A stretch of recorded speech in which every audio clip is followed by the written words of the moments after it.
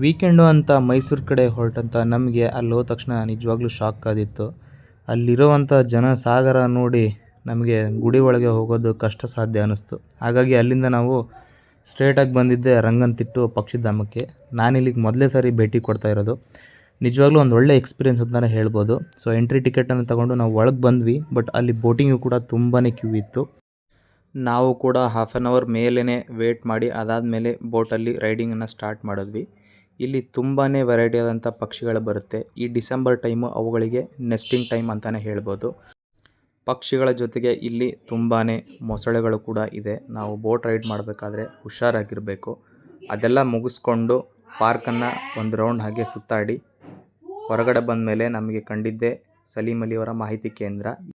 ಇಲ್ಲಿ ಎಲ್ಲ ಪಕ್ಷಿಗಳ ಬಗ್ಗೆ ಒಂದು ಒಳ್ಳೆಯ ಮಾಹಿತಿ ಇದೆ. ಇದನ್ನೆಲ್ಲ ನೋಡಿ ಆದಮೇಲೆ ನಾವು ನಮ್ಮ ಡೇಯನ್ನು ಎಂಡ್ ಮಾಡಿ ನೇರವಾಗಿ ಬಂದಿದ್ದೆ ಮತ್ತು ಬೆಂಗಳೂರು ಕಡೆಗೆ.